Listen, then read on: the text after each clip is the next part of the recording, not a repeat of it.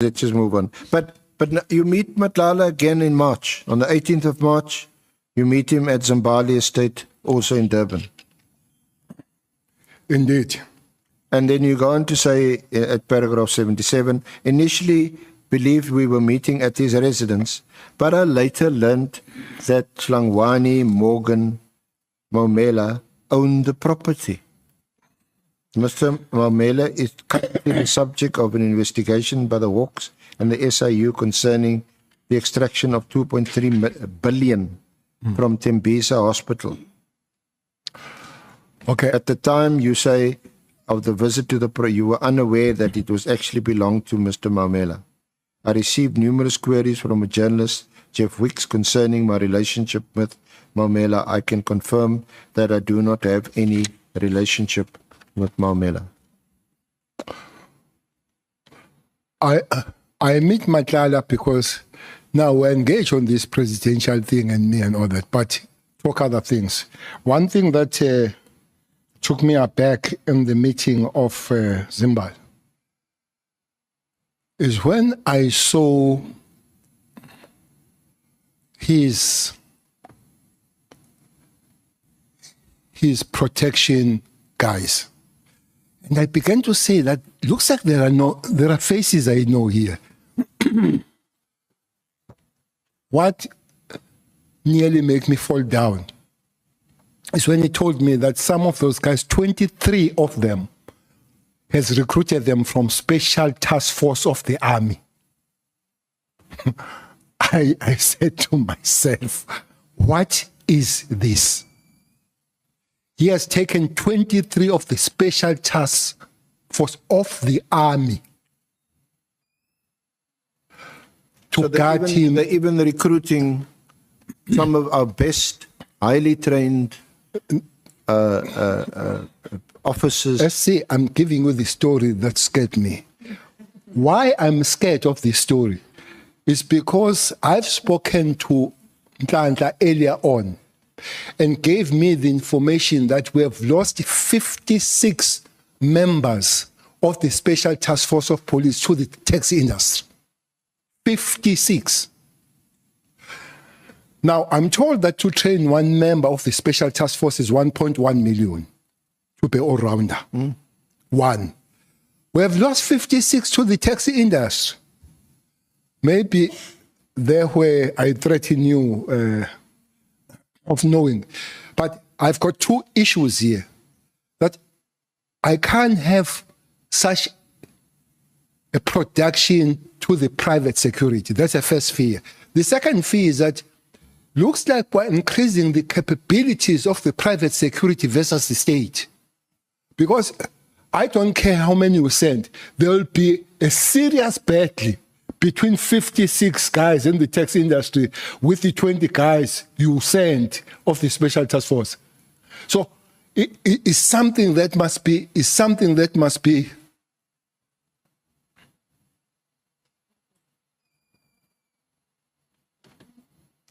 Yes, General?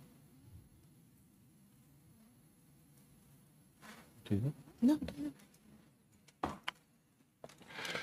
It's something that must be corrected, Chair. Indeed, Masimula and me, we engage the taxi guys in KZN to say, bring back our men. They say, we pay them better. We pay them better. Talk to them. I say, guys, can we go back home? They say, Minister, we love the page. National Commission, we love the page, but we don't eat the page.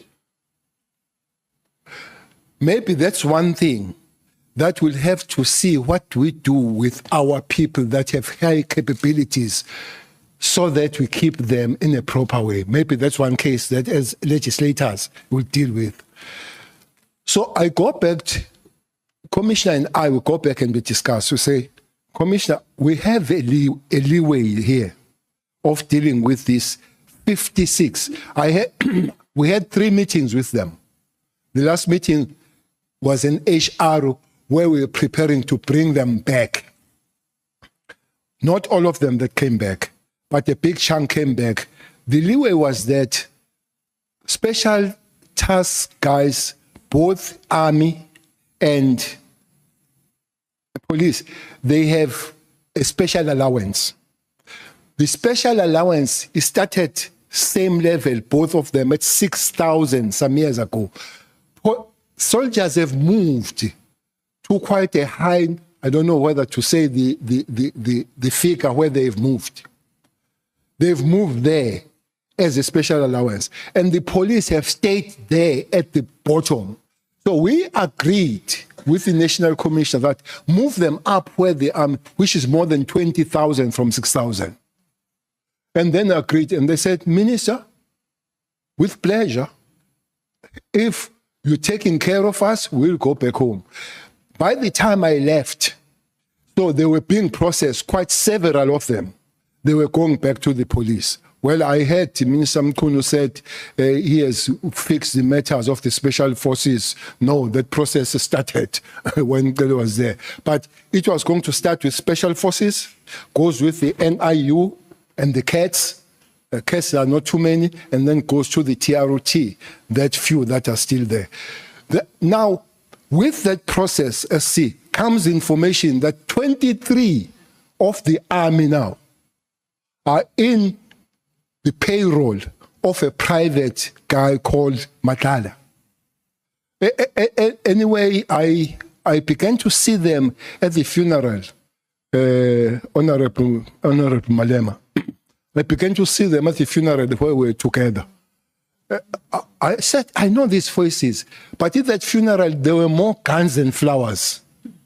Which funeral is that? That was Mswazi. The guy called Mswazi Mnisi, who was a taxi guy. So there were more guns and flowers. And I said to them, what is everyone you were hitting? It's Guns and Roses. Maybe guns, but there were more guns. So because it was a big guy in the taxi industry. Many of taxi guys, they came with helicopters in that funeral. They did not drive. Honorable Julius will remember there were many helicopters. I asked some of them, why did you use helicopters? They say no, because he was buried in his farm. You had to drive through the bush.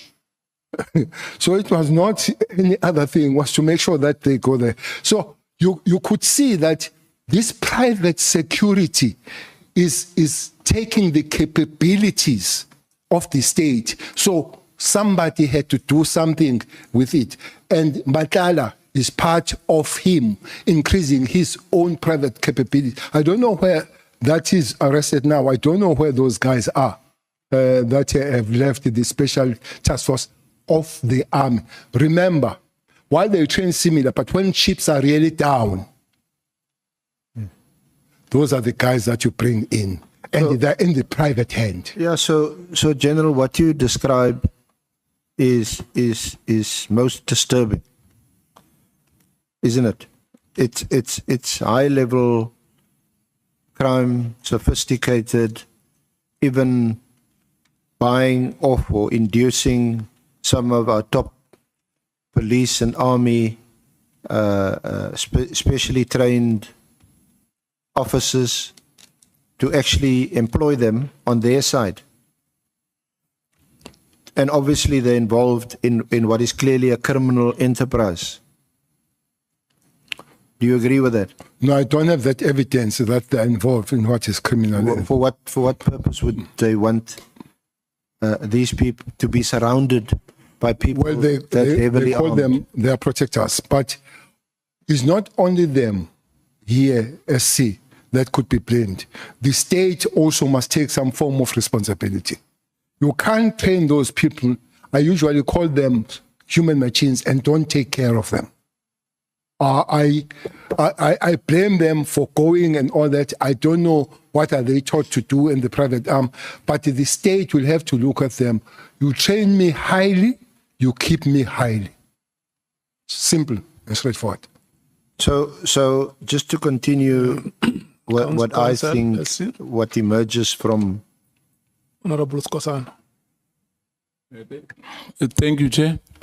I just wanted clarity from the witness. The cat Matlala, you said you met him in Belleville Hills in December last year, if I remember well. Correct. And then you say at the funeral, if I hear you well, hence I'm looking for a clarity from you. There were a lot of guns than flowers. And was Matlala there? No, I didn't see him. So the security company, you don't know what security company was there? There were many taxi guys. These guys are split. Those taxi, they just take. I think they pay them well. But they are not taken by one taxi boss. They're taken by many. So a person that, and I'm sure you know the person that was being buried there. Yeah, I know he is. Yeah, I'm sure you know him very well. Sure you know him very well. I'm sure you also know a person that is at war with. Yeah, you know him too. So that is buried. So all these guys, they come because I guess everybody that is in the taxi industry knew in that particular day who was buried. I was there in the funeral. The Honorable Malema was there. Honorable Fikile Mbalule was there. And the three of us, we spoke at the funeral. We all spoke at the funeral. So it was a very high profile. I haven't checked, but I might suspect that Matlala could be there, but I don't have that information, Honorable Member. Thank you, Chair. You may proceed, SC.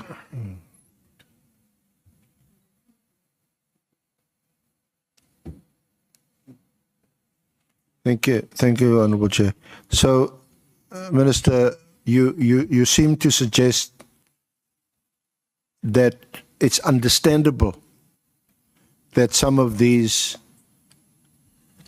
initially or former police officers, military officers, highly trained, at 1.2 million rand a shot that taxpayers spend on training them, that it's understandable that they cross the floor and go and work for these syndicates because they get more pay. And that, are you saying that to stop this, we should pay our officers more? Is this one of the ways in which we can stop this criminal activity? And why do you? I think you also mentioned that that you went back to actually negotiate the return of some of these officers back, to integrate them back into the police force. Mm-hmm. I would not agree with you. A huge risk. I would not agree with you that they work for syndicates. Especially the police task force are recruited by the taxi industry. Those are not syndicates.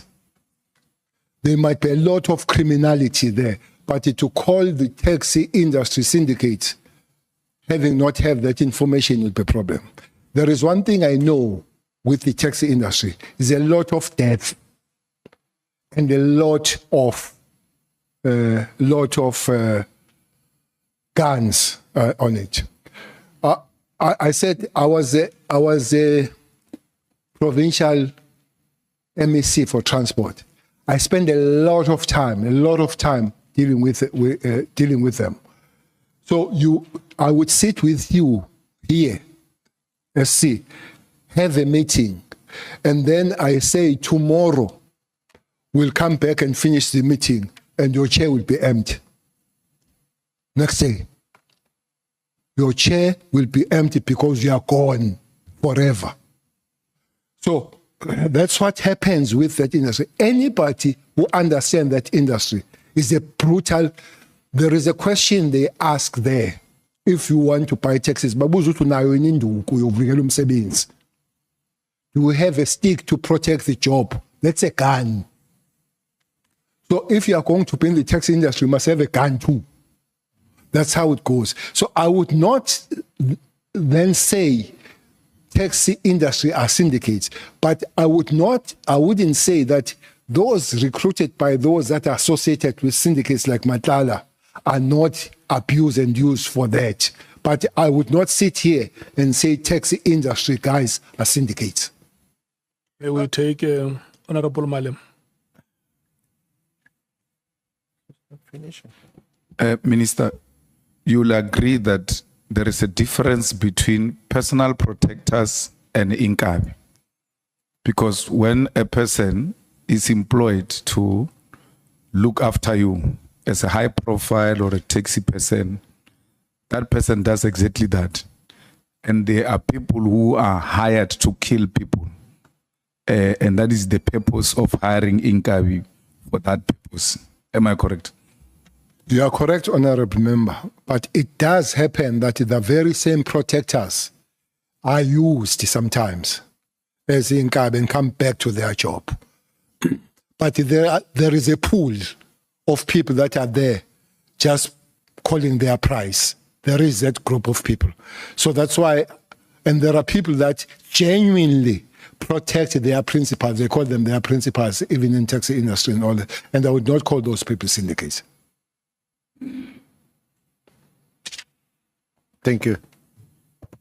Yeah, perhaps I shouldn't generalize, and I certainly don't or didn't intend to portray the whole of the taxi industry.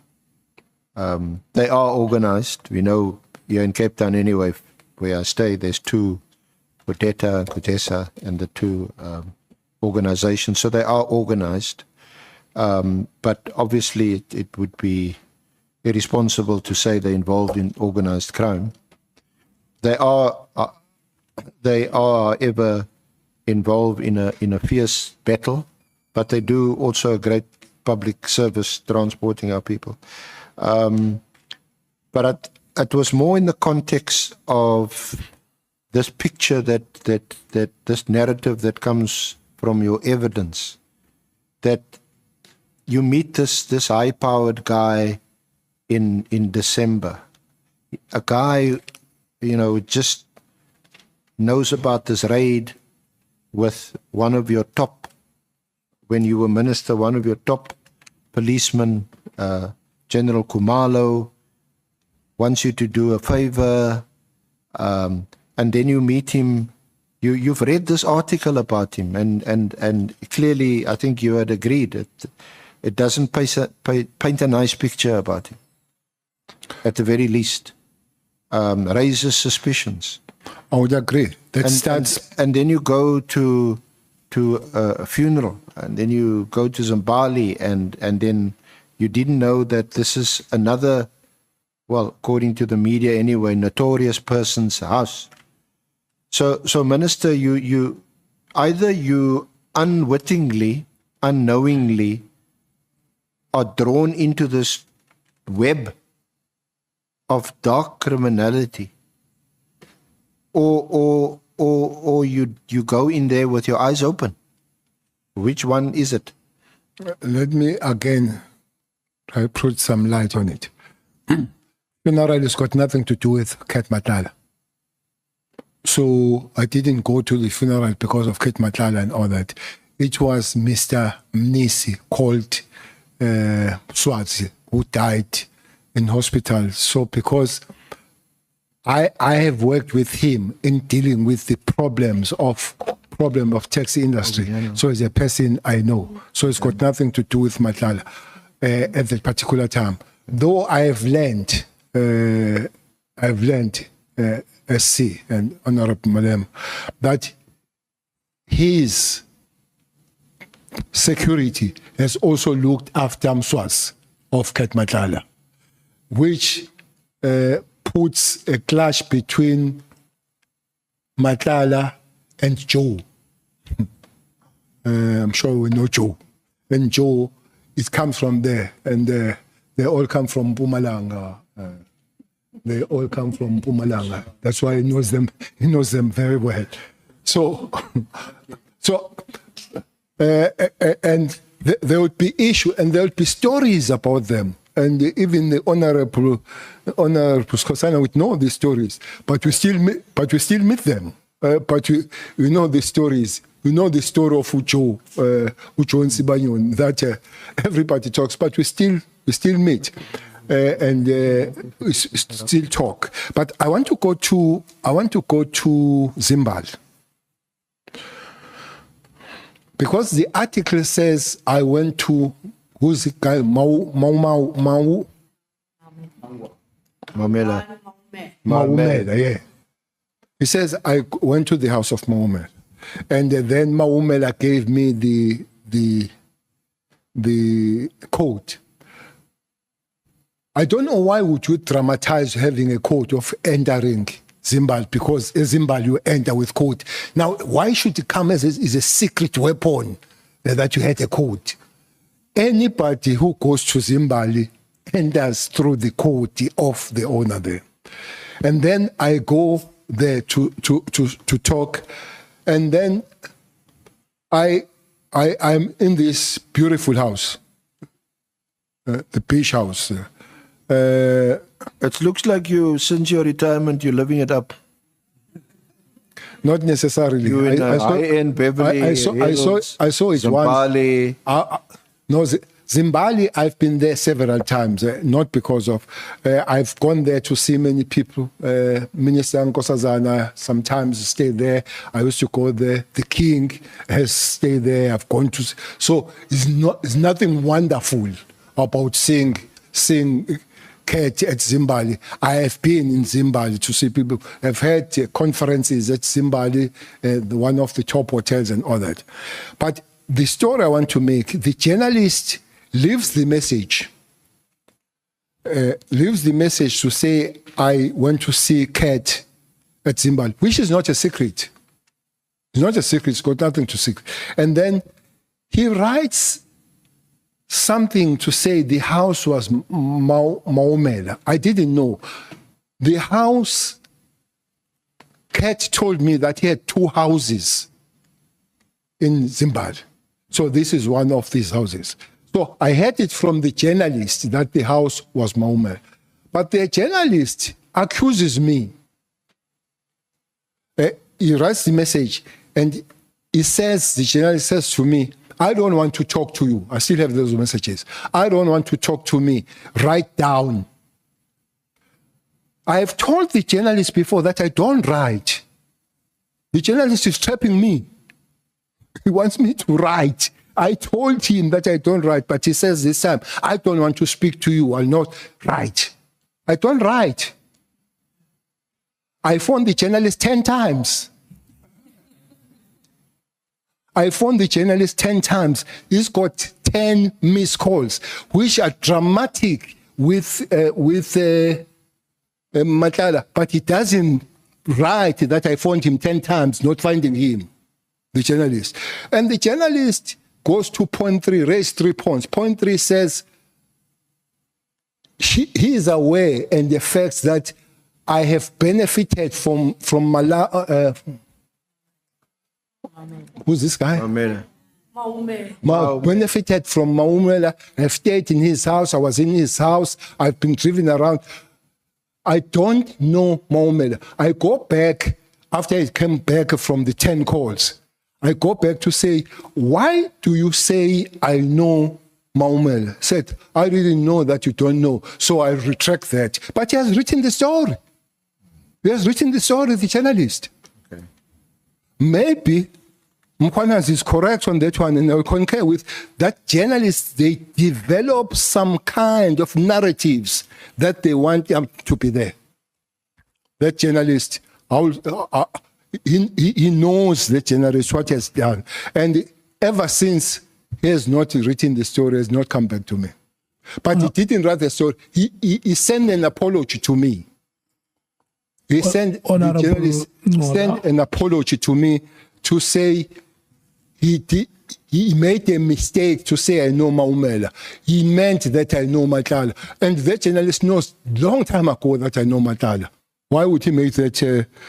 He believed that I'm not going to answer and was going to write the story of me moving around with Maumela. creating narratives. Thanks, Chair.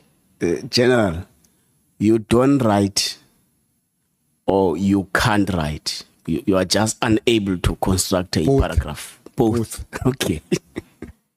No. If you say I can't write, no, I can write, but I can't write the SMS message. Okay, thanks. Julius, Honorable Julius only knows that Massimula can't write the so it didn't It know looks that like it's a general problem in the service. We need to look at it on how do we give support. It's not a general problem, it's a problem of generals. Honorable Mali. General, were not a teacher at some point? Yes, I used to teach. So you are a teacher by profession? Yes. So you used to write? At the blackboard. At the chalkboard? It was green that time. I used to write on the green. So there were no gadgets during my teaching. You can only write with chalk, with a crayon. Yeah, the chalk on and the board. the dust and all that. You know. I have given you until 4 now. Yourself. Until 4.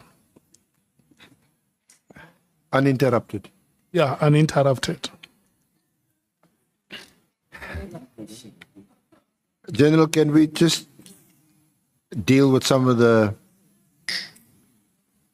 further allegations against you in relation to Mr. Matlala? Now, you say at paragraph 78.1 that you left government in June 2024, and of course these days like you already said at the outset here today, any travel and accommodation is at your own expense.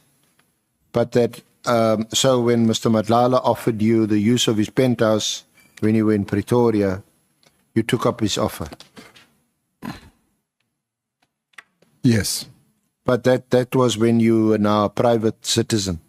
Yes. Not in your, when you were still I've long left the government. June, this is January. How many times did you visit his penthouse? Twice. Say twice. So at paragraph 78, you say that it is reported that Mr. Malala sent a message to the staff of his penthouse on 27 January 2025. As you said yourself, everything seemed to happen in January, in which he stated the following: "Good day, can you do me a favor? There is a friend of mine who's also a business partner. He is former Minister of Police, Bheki Cele. When he's in Pretoria, can you please ask management to inform the staff at the front desk to grant him access to my penthouse?" Well, I think I've spoken to that, especially the journalist did ask me, because this is from the journalist. The journalist did ask me of being a business partner. I said to the journalist, that is the easiest thing to check. You go and check the registration of you register with who? With intellectual property, blah, blah, to a business. Check that if there is any business registered in my name. And come and show me that. Don't ask that from me. And I said, I don't have any business that I run. Secondly, I'm not a friend to Matlala. I met Matlala in December. So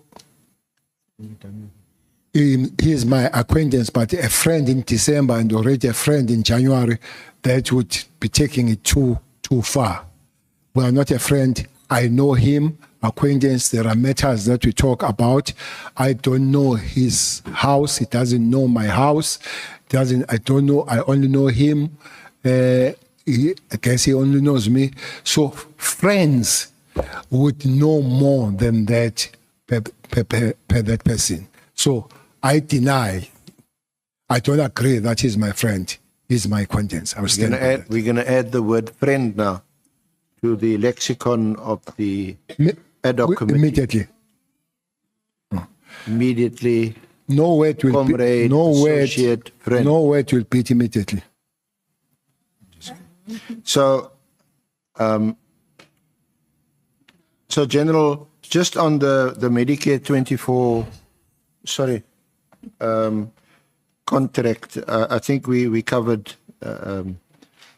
much of it already, but that contract, or that, the tender was awarded on the 18th of June 2024, and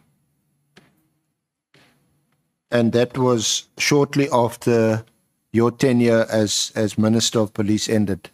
Correct. But you had no role in the award the award of the tender. I know nothing, not only that, I know nothing about supply chain matters in the South African Police Service. I mean, you don't sign off on the award. It's the National Commissioner who signs off on the It's a award. national commission. And that's after evaluation, Yes. adjudication, and the all that, award. yes. Ministers don't sign on tenders. Yeah.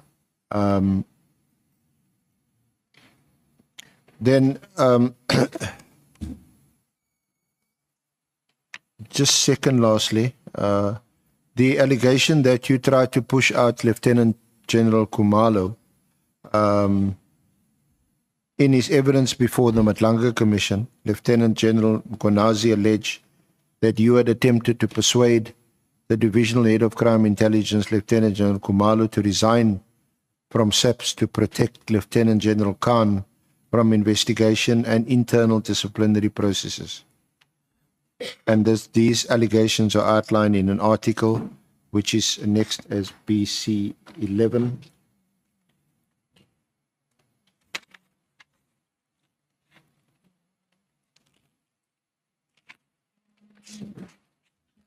BC 11 is on page 89 of the annexes. It's headed, Mkhwanazi Cele tried to push crime intelligence head out of SAPS Matlanga Commission. Interestingly, when Mary speaks of the Khumalo that didn't know anything was in the ORS, he meant that Khumalo, who happens to be Jablan Khumalo. This is a researcher. It can't differentiate between Tumsan Khumalo and Jablan Khumalo. So this is Jablan Khumalo, who is a member of the Special Task Force.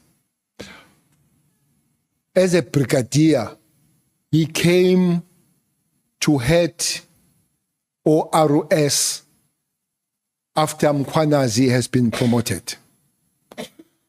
After Mkhwanazi has been the acting national commissioner, so he came here. So there were issues that were raised, by the members of the Special Task Force to say things aren't going very well. They say they were not assessed, they were not getting training or raising things. I took them to the national commissioner, who happened to be Cele that time, to say, Commissioner, for me it's a serious matter when this group of people complain so much. This is not the group of people that needs to complain, because when chiefs are down, those are the people that will revert back to them. So, but they were complaining about Khumalo and all that. I must say, in my stance with police, both as a national commissioner and the minister, I've buried one member of the Special Task Force. SC, by the way, that's one thing with the South African police. You bury every weekend. Those guys are dying. Police are dying. The sad thing, they die young. After establishing this SAPET Education Trust, it was after the funeral I attended at Kraaifontein as a national commissioner, where a police officer we're burying was 23. The wife standing on the open grave was 19. In her arms was a 3 months old. I said to the management, let's do something. What happens to this kids? Look, this guy is only the year. To accumulate anything in the South African police, at least you need to take 10 years. They die 0. It is on that score that the management also has agreed, SC, to give what we call a special death grant, so that there is something that the junior you are, actually it goes to the juniors, it doesn't go to generals, and it goes, because if you die first year, second year on the job, your family have just said something good is happening in this house, and boom, they don't know how to bury you. So we came with that policy in the South Africa to say, junior you are help, so that there are funerals and all that they take care of. But the kids, it's that if you die on the line of duty, they must take you to school.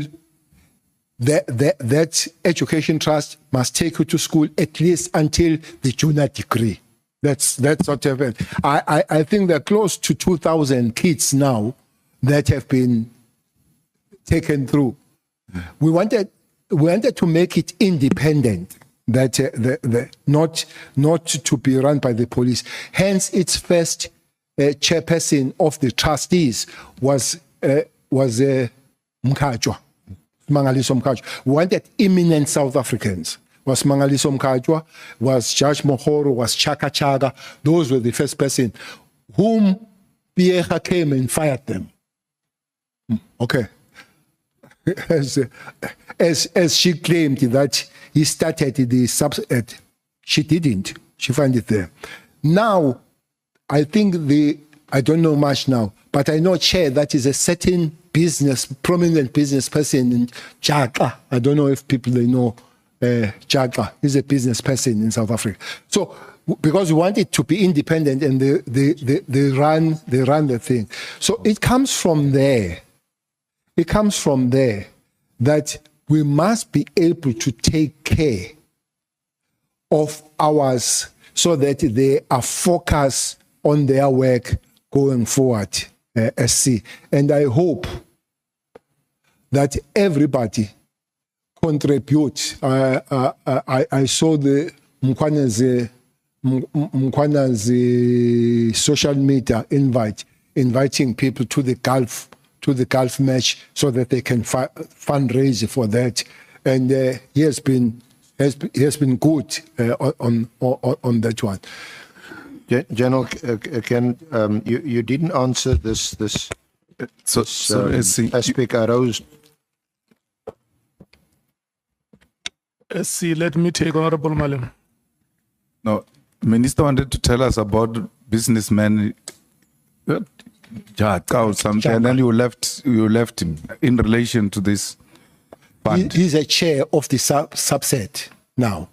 Yeah, he's a chair of the education trust of this, the man that educates offense of the police. He's on that congress. Thank you. So perhaps let me just remind you what your response was. The allegation by Lieutenant General Konazi that you tried to get Lieutenant General Kumalo to resign in order to protect Lieutenant General Khan. Let me respond to that. Yeah, you said that the allegation is without merit. The Premier of Gauteng approached me to see if I could recommend someone from SAPS for a key high-level position in Gauteng related to safety and security. I considered Lieutenant General Kumalo because he had worked well together and I was well aware of his capabilities. I approached Lieutenant General Kunazi to inquire if he had any difficulties with me approaching Lieutenant General Kumalo concerning this position. The insinuation that I sought to approach Lieutenant General Kumalo to protect Lieutenant General Khan from investigation is unwarranted. At the time of my discussion, which took place after I was no longer Minister of Police, I was unaware of the internal processes within SAPS and that Lieutenant General Khan was undergoing disciplinary processes. Moreover, there is nothing sinister or unlawful about me inquiring whether Lieutenant General Khumalo would be interested in a position in the Gauteng government. You confirm that's what your response? General Mkhwanazi is a good cop, but it doesn't mean he doesn't have faults. Yeah. There is no human being that is. Some of them serious faults, but I guess it will be genuine faults rather than criminality and all that. Khumalo, well, maybe the statement there is not full of what General Mkhwana said. He said he was disappointed on Minister Cele and never spoke to him thereafter, if you finish the statement that he said. Panyaza, the premier, having created Amapanya, I'm sure they were condemned yesterday. But I know for sure that those Mapanya were given certificate by the Minister of Justice. I know for sure. But he is also, him and Premier of KZN are also MECs of safety in their provinces, both of them. Now, Panyaza says, Cele, I met him in Pretoria, in Apache, not in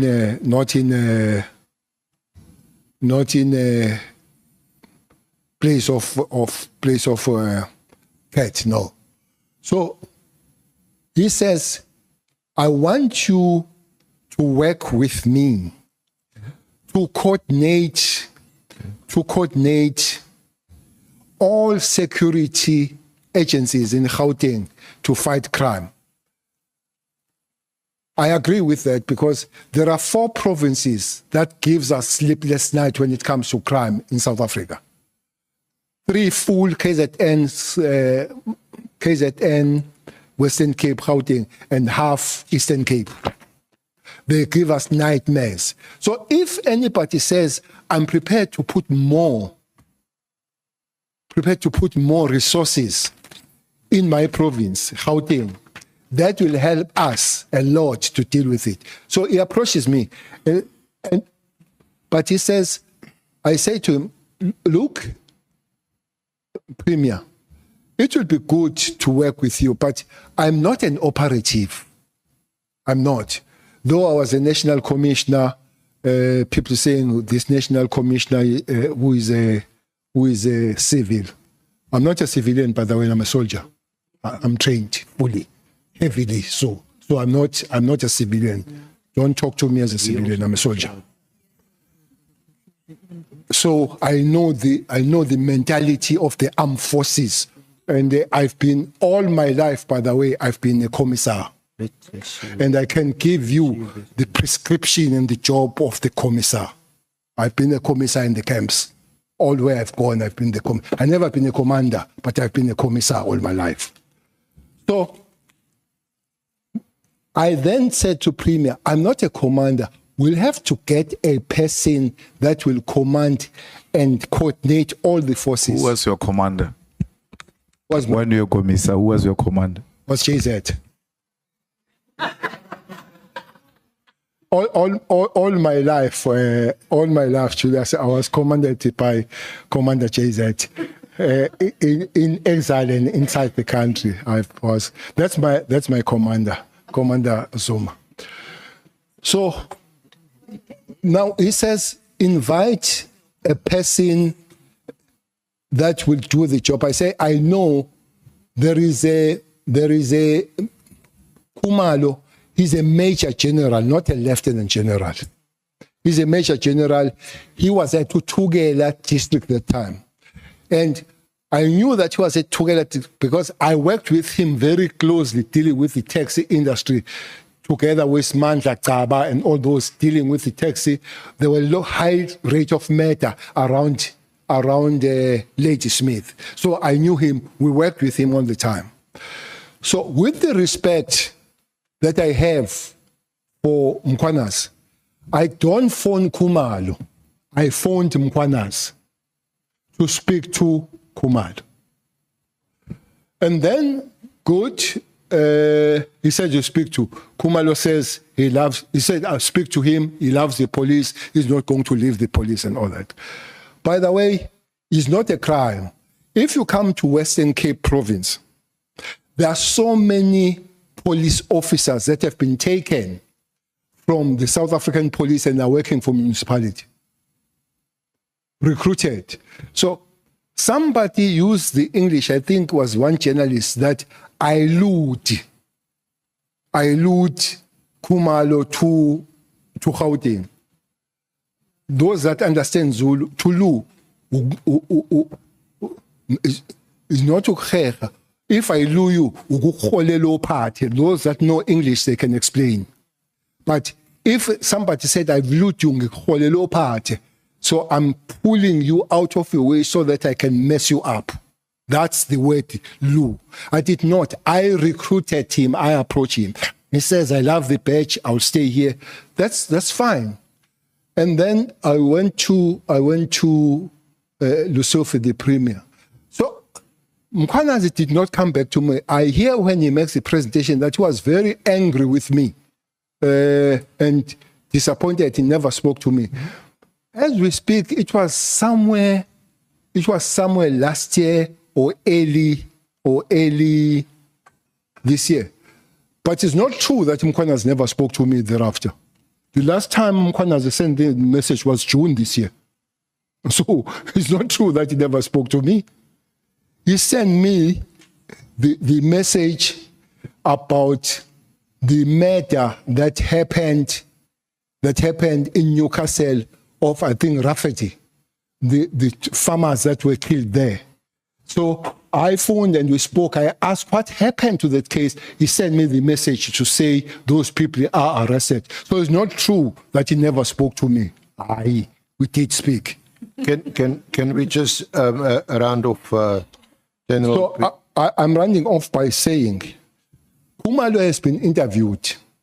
The case, Mkhwanazi said, I did not like Khumalo. I'm not in business of liking. I'm in business of working with you. Khumalo, I would not have approached a person that I don't like. I said I work with Khumalo with the taxi and all that. He's a capable commander that would have come. That's why he was approached. If he feels I don't like, as Mkhwanazi feels I don't like him, so they can give me the measurements of liking. So how high, how deep it goes, the liking. But I don't work with you because I like or I don't like you. I work with you because you're capable of doing your job. Thereafter, I approached another officer who is a brigadier. I spoke to Commissioner, to say National Commissioner, because he runs the projects of Western Cape and the project of Mangoes, to say, can we request, he's a brigadier. And the brigadier says, I love the police, I'm not going to leave the police. There was nothing sinister about recruiting people. And remember, we are still recruiting these people to government. We are not even taking them to the private industry. They are recruiting to the other level of government. So I don't know what was a big deal about it.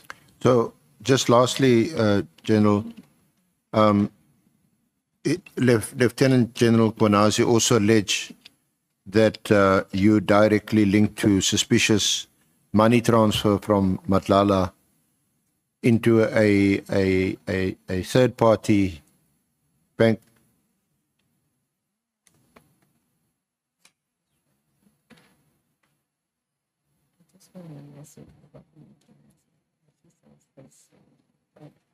Sorry.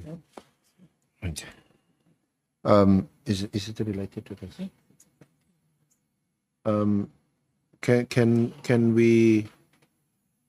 Can we just received a message which I can't read now or understand. Can we take the break and come back and then just allow me a few minutes to clarify it when we return? We're taking a 40 Sorry, minutes. General, it's A 40 minutes break. Yeah.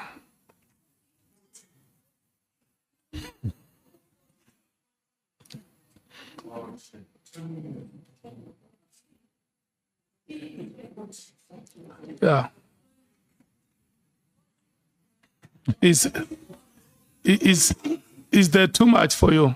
Because I want to check if you are ready, because when we come back here, I'm taking questions from you. So I wanted to give you time to rehearse your questions. You are ready? I'm reducing from 40. If you are ready, I'm reducing from 40 to 15 minutes.